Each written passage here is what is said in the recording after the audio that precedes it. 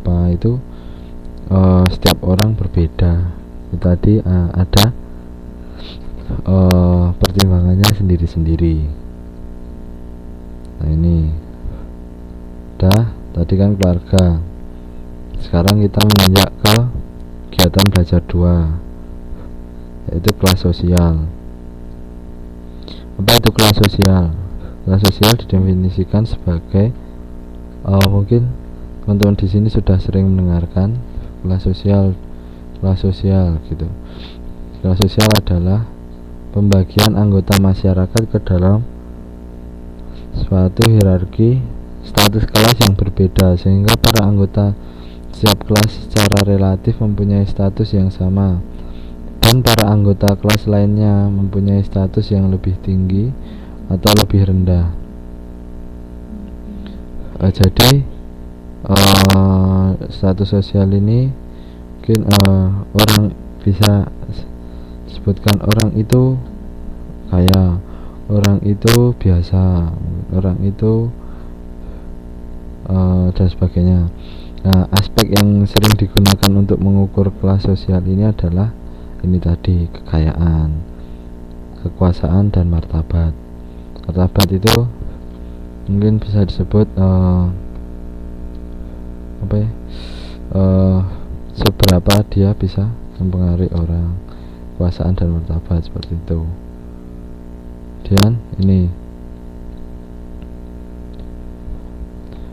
proses stratifikasi sosial.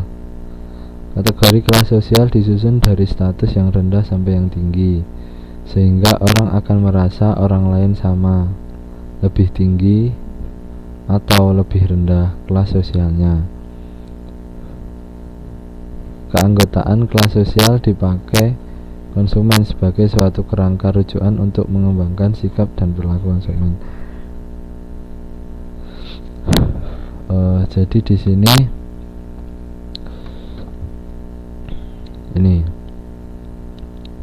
jadi orang yang mungkin kita melihat orang kelas sosialnya lebih tinggi. Bagaimana kita bisa melihat kelas sosial orang itu lebih tinggi? Dilihat dari aspek-aspek yang di atas tadi. Yang pertama kekayaan, terus jabatan dan martabat. Jika mungkin kita melihat orang kelas sosialnya lebih tinggi dari kita, itu kita sebut orang itu dengan istilah yang seperti di sini adalah superior. Superior itu apa? Superior itu adalah orang yang status sosialnya lebih tinggi. Untuk yang lebih rendah itu disebut inferior. Seperti itu. Ini kategori kelas sosial. Jadi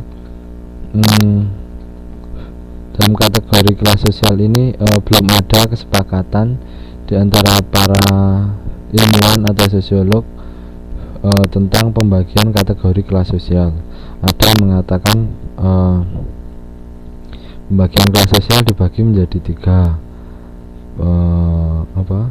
Ini pekerja pabrik, pekerja kantor, itu yang pertama. 2 kategori.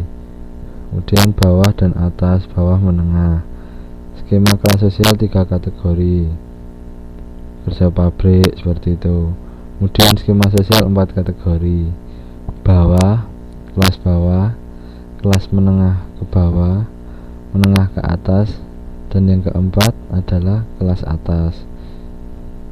Jadi belum ada kesepakatan dibagi menjadi berapakah kelas kategori. Kemudian pengukuran kelas sosial ada 3, yaitu ukuran subjektif, ukuran reputasi, dan ukuran objektif dari kelas sosial. Ini yang pertama. Dalam pengukuran kelas sosial menggunakan pendekatan subjektif, para individu diminta untuk menaksir kedudukan kelas sosial mereka masing-masing.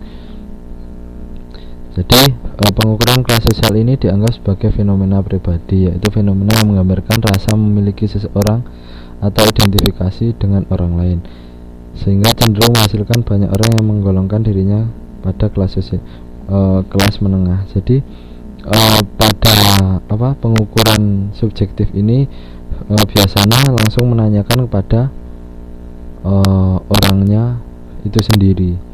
Jadi langsung ditanyakan dari, mungkin kita menggunakan 4 golongan. Dari keempat golongan tersebut Anda termasuk golongan yang mana, langsung seperti itu. Golongan bawah, menengah atas, kelas atas, atau mungkin ada yang tidak mau untuk menjawab seperti itu. Jadi kita bisa menggunakan alat bantu kuesioner. Jadi kita menanyakan termasuk ke dalam kelas yang mana Anda, seperti itu, secara langsung subjektif. Jadi langsung menurut pendapat dirinya sendiri. Jadi termasuk golongan yang mana saya, gitu, seperti itu. Kemudian yang kedua adalah ukuran reputasi.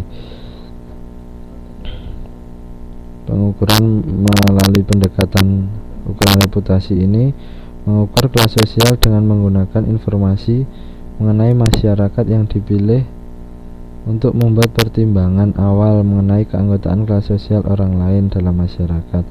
Tetapi untuk tugas akhir menetapkan kedudukan kelas sosial para anggota masyarakat berada di tangan peneliti yang terlatih. Jadi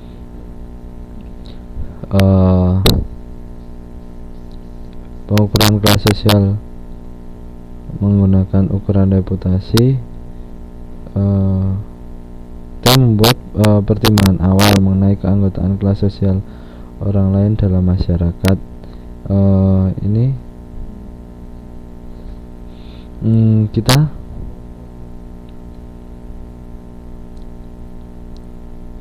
jadi kita lebih, contohnya kita bertanya kepada orang, contohnya di suatu desa atau di suatu mungkin pasar atau supermarket gitu, kita menanyakan kepada orang-orang tersebut, atau kita dapat mengambil salah satu dari informasi mengenai dari masyarakat tersebut. Tetapi nantinya penetapan kedudukan akhir tetap kepada peneliti itu sendiri. Jadi apa yang kita dapat, informasi yang diberikan tersebut kemudian kita golongkan, orang seperti ini masuk ke kelas sosial yang mana, itu yang menentukan tetap sang peneliti, bukan murni dari informasi ini. Kemudian ukuran objektif. Dalam pengukuran kelas sosial, pendekatan objektif ini menggunakan variabel demografis dan sosioekonomis. Data yang diinginkan didapatkan dengan bantuan kuesioner, baik tentang diri sendiri, keluarga, maupun tempat tinggal. Variabel yang sering digunakan adalah pekerjaan, jumlah penghasilan, dan pendidikan. Jadi ukuran objektif ini untuk mengetahui kelas sosial menggunakan pengukuran objektif ini biasanya menggunakan kuesioner. Kuesioner ini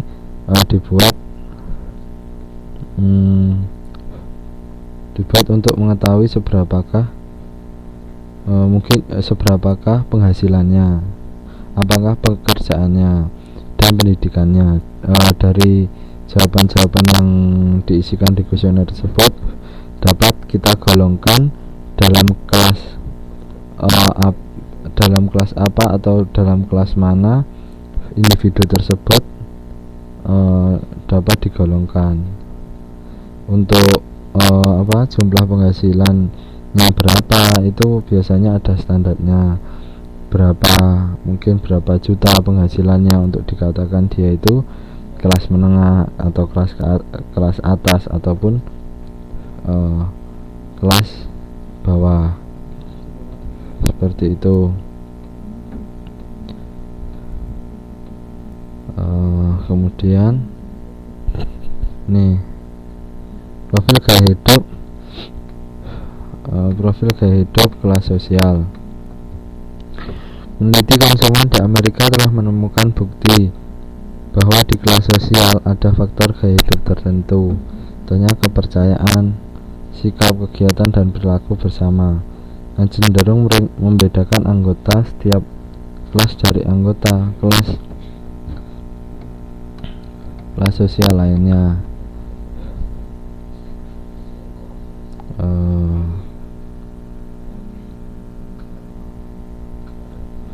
Jadi teman-teman bisa melihat di modulnya tabel halaman 630 tabel 6.4 ini profil kelas sosial.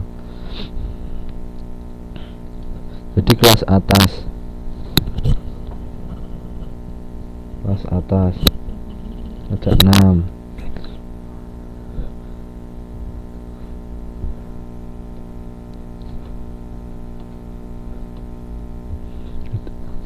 Saya kira sudah jelas untuk itu. Kemudian ke mobilitas kelas sosial. Para individu dapat berpindah ke atas maupun ke bawah dalam kedudukan kelas sosial yang disandang oleh orang tua mereka. Ini maksudnya apa, teman-teman? Mungkin teman-teman bisa ada yang mau menjawab. Seperti biasa nanti akan mendapatkan nilai. Silahkan yang mau berpendapat.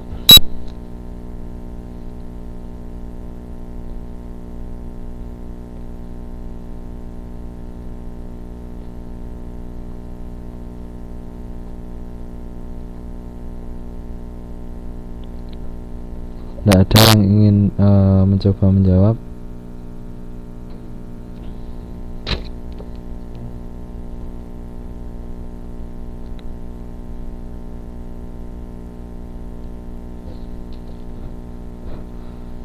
Belum ada, langsung. Gerakan naik biasanya ditandai dengan para individu sering menginginkan gaya hidup dan barang-barang yang diminati para anggota kelas sosial yang lebih tinggi. Sedangkan gerakan menurun biasanya ditandai dengan individu mengalami kesulitan untuk berbuat lebih baik dari orang tuanya, tetapi bahkan tidak dapat berbuat sebaik orang tua mereka. Masih belum ada yang ingin memberi sedikit penjelasan, teman-teman?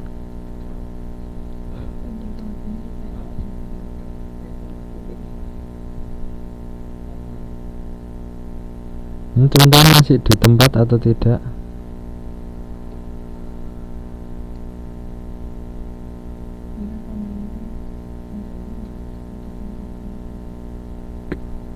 Oh iya, ini ada yang mau mencoba menjelaskan menurut pemahamannya teman-teman, apa itu mobilitas kelas sosial? Kan para individu dapat berpindah ke atas atau maupun ke bawah dalam kedudukan kelas sosial yang disandang oleh orang tua mereka.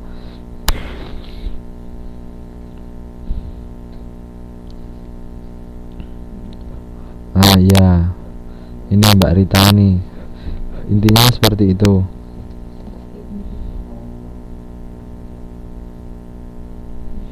Intinya gerakan ke atas atau berpindah ke atas itu seorang anak lebih sukses daripada orang tuanya, sedangkan gerakan ke bawah adalah jadi seperti yang dijelaskan Mbak Rita ini. Banyak alasan ya mungkin kenapa seorang individu tersebut naik ke atas ataupun turun, gerakan menurun ataupun gerakan naik atau ke atas atau ke bawah.